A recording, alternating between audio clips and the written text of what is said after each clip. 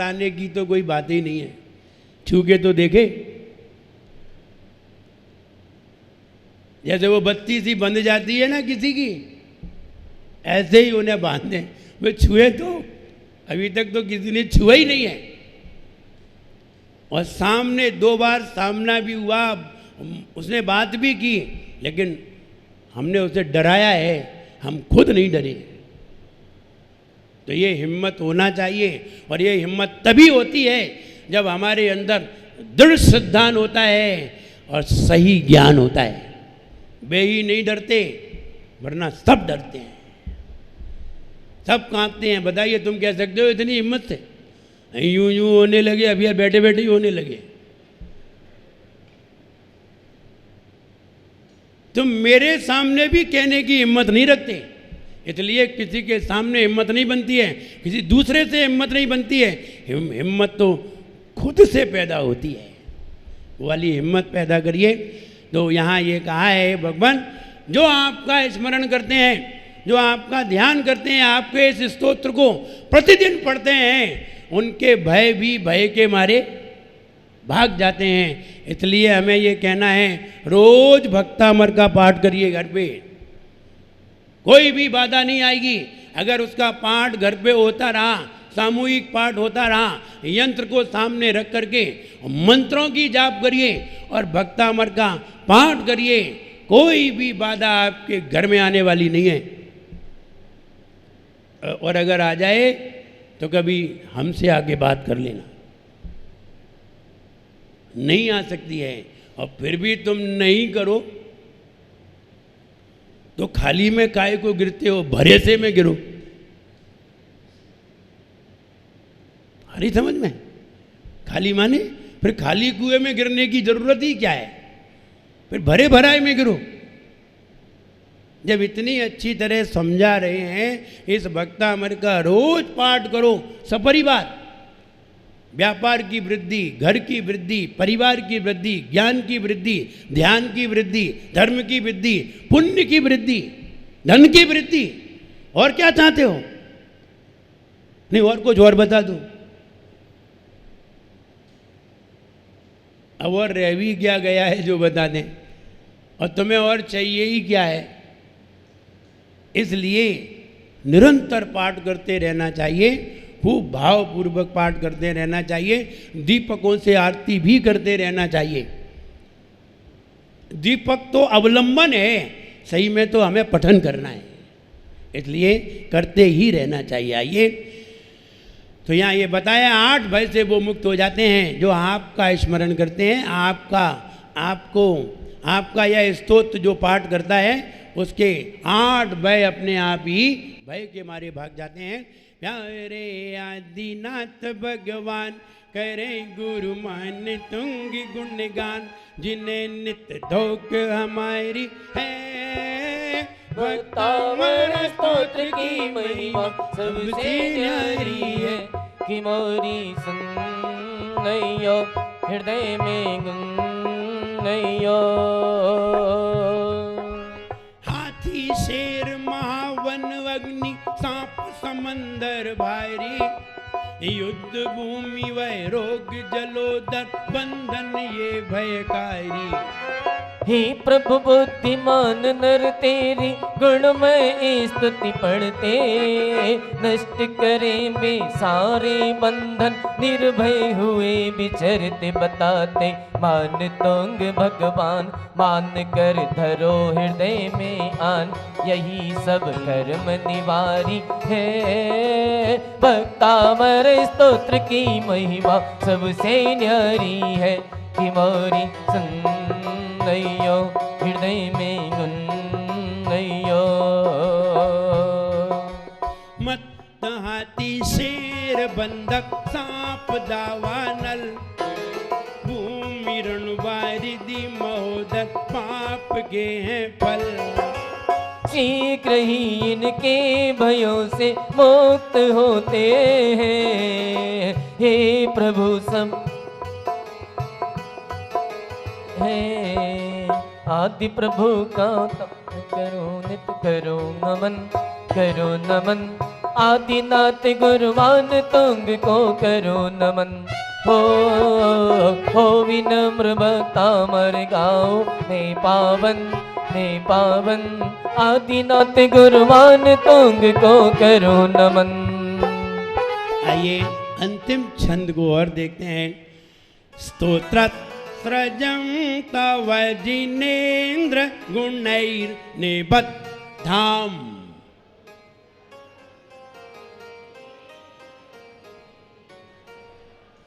स्तोत्र सृजं तव जिनेन्द्र गुणैर्निबद्धाम्।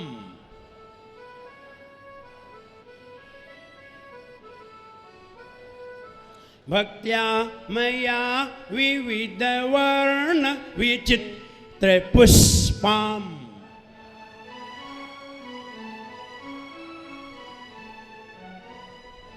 दत्ते जनो या इह कंठ गता मजस्रम्।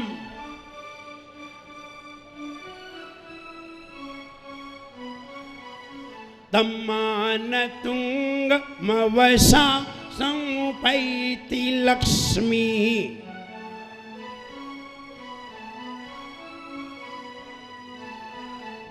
तम्मान तुंग मवसा समुपैति लक्ष्मी। अंतिम छंद है और अंतिम पड़ाव। आपकी जिंदगी का अंतिम पड़ाव क्या है? मौत। क्या है? मौत। कहाँ जाएंगे? मोक्ष धाम, मुक्ति धाम। ये तुम्हारा मुक्ति धाम यही है, मेरा नहीं है। तुम्हारा मुक्ति धाम यही है, क्योंकि जो मोक्ष समझते नहीं हैं उनके लिए यही मोक्ष है। जैसे कि अन्य लोग मोक्ष जानते नहीं हैं तो वैकुंठ को ही मोक्ष समझते हैं, और वैकुंठ माने तो स्वर्ग होता है। वो स्वर्ग को ही मोक्ष समझते हैं, क्योंकि मोक्ष की उन्हें परिभाषा ही नहीं मालूम, मोक्ष की बात ही नहीं मालूम, मोक्ष कहाँ है। ऐसे ही तुम्हें मोक्ष मालूम नहीं है, मोक्ष जाना भी नहीं है। जब मालूम नहीं है तो जाके क्या करेंगे जहाँ कोई जानकारी नहीं है, और जब जाएंगे नहीं तो यहीं रहेंगे। तो तुम्हारा मुक्ति धाम कहाँ है? ज़्यादा दूर नहीं है, 1 किलोमीटर पे ही है। मेरा है जो 7 राजू ऊंचा है, बहुत दूर है। मेरा मोक्ष धाम 7 राजू ऊंचा है और तुम्हारा मोक्ष धाम पास में ही है। तो मोक्ष लक्ष्मी प्रदायक यह छंद है, मोक्ष लक्ष्मी को प्रदान करने वाला। आइए इसकी जाप देखते हैं। ओम ह्रीम रहम नमो सौव साहुनम। कितने मुनि महाराज हैं? सर्व साधु कितने हैं? 3 कम 9 करोड़ गिनती बताओ। बोले आप जानिए। जो मुनिराज आहार करते हैं, चलते फिरते हैं, जैसे हम आपको प्रवचन सुना रहे हैं, भक्तामर पढ़ा रहे हैं, आदि आदि, ये जो चलते फिरते बोलते खाते पीते मुनि महाराज हैं, वे मुनि महाराज 6वें गुणस्थान वर्ती होते हैं। 6वीं सीढ़ी पे वो रहते हैं। 7वीं सीढ़ी पर जो ध्यान में होते हैं, तत्व के ज्ञान में लीन होते हैं, वे 7वीं सीढ़ी में पहुंचते हैं। और 8वीं सीढ़ी पर मोक्ष जाने वाली नसैनी पे चढ़ने वाले होते हैं। 9वीं सीढ़ी पर 8वीं 9वीं 10वीं 11वीं 12वीं ये सीढ़ी पर चढ़ने वाले मोक्षगामी हुआ करते हैं। मोक्ष जल्दी जाने वाले 8 9 10 12 इन सीढ़ियों पे अपने कदम रखते हैं और 13वीं पे पहुंच करके केवल ज्ञान प्राप्त कर लेते हैं। जैसे पार्श्वनाथ भगवान बैठे हुए हैं, 13वीं सीढ़ी पे बैठे हुए हैं, 14वीं सीढ़ी को पार करके फिर मोक्ष जाते हैं। तो 6वीं सीढ़ी से लेके 14वीं सीढ़ी तक जितने भी मुनिराज होते हैं, वे सब मिलाकर के 3 कम 9 करोड़ होते हैं। ये 6वीं सीढ़ी से 14वीं तक खड़े हुए हैं, ये सब मिला करके पूरी कहाँ तक के हैं, हिंदुस्तान के हैं या विदेश तक के हैं या विदेश क्षेत्र तक के हैं? ये विदेश क्षेत्र तक के नहीं, 5 विदेय होते हैं, ये तो एक विदेय है। 5 विदेय क्षेत्र होते हैं, 5 ऐरावत क्षेत्र होते हैं, 5 भरत क्षेत्र होते हैं, 15 कर्म भूमि में 3 कम 9 करोड़ मुनिराज से ज़्यादा नहीं होते। वे कैसे होते हैं जरा लिख लीजिए। 6वें गुणस्थान में 6 लिखिए, उसके सामने डैश लगाइए, फिर अंक की संख्या लिखिए 5,93,98,206। 5,93,98,206 बोले ऐसे समझ में नहीं आ रही। 593,98,206 इतने मुनि महाराज 6वीं श्रेणी पे खड़े होते हैं। इससे ज़्यादा नहीं होते, कम हो सकते हैं। 7वीं श्रेणी पर, 7वीं सीढ़ी पर 2,96,99,108 296,99,103 296,99,103 ये 7वीं सीढ़ी पे खड़े होते हैं इतने महाराज। 7वीं सीढ़ी वाले मुनि महाराज में 2 का गुणा कर दोगे तो 6वीं सीढ़ी वाले आ जाएंगे। 103, 206 2 का गुणा कर दोगे तो 6वीं श्रेणी वाले आ जाएंगे। 8वीं श्रेणी पर 897 मुनि महाराज खड़े होते हैं, इससे ज़्यादा नहीं होते। इनमें भी दो कंडीशन है, 598 प्लस 299 दोनों को जोड़ करके बनते हैं 897।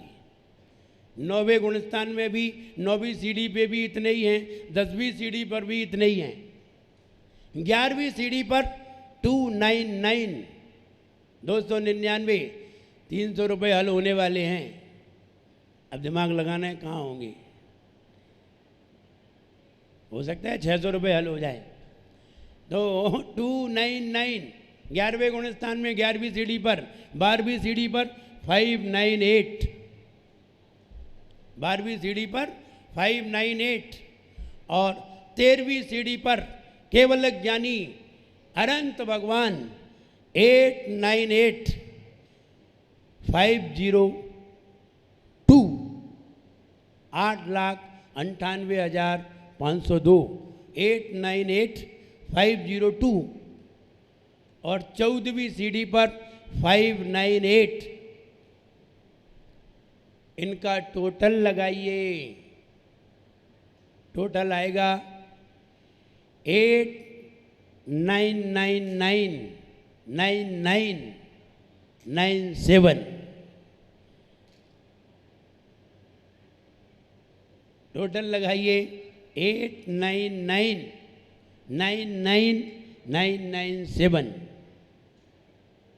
3 कम 9 करोड़ इनका टोटल लगा के देखिए। इस तरह से 3 कम 9 करोड़ मुनिराज की हम जय जयकार करते हैं, इनको प्रणाम करते हैं। ये इस तरह से होते हैं। सर्व साउणम, ऐसे सर्व साधुओं को, 3 कम 9 करोड़ मुनिराजों को, ये सर्व साधु हैं, इसमें सब हैं, अरंत हैं, आचार्य हैं, उपाध्याय हैं, साधु हैं, रिद्धिधारी हैं, अलग छुल्लक नहीं है, आर्यगा माता जी नहीं है, सिर्फ मुनिराज हैं। जो वस्त्रधारी हैं उनकी संख्या इसमें नहीं है, वे अलग हैं। ये सिर्फ मुनिराज हैं और ये सारे मुनिराज वंदनीय हैं, निर्ग्रंथ हैं, भावलिंगी हैं, मोक्षगामी हैं। इन मुनि महाराज की सवेरे उठ करके इनको स्मरण करिए। 5,93,98,206, 2,96,99,103, 897, 897, 897, 299, 8,98,500, 598, 8,98,502, 598, 3 कम 9 करोड़ मुनिराज को मेरा बारंबार नमस्कार होगी। ऐसे याद रहना चाहिए, और याद करोगे तो याद होंगे, और नहीं करोगे तो अभी कौन से तुम बुद्धिमान हो जो बाद में बुद्धिमान कहे जाओगे। तो इसलिए बुद्धू तो पहले से ही हैं, अब बुद्धिमान होने का प्रयास करिए।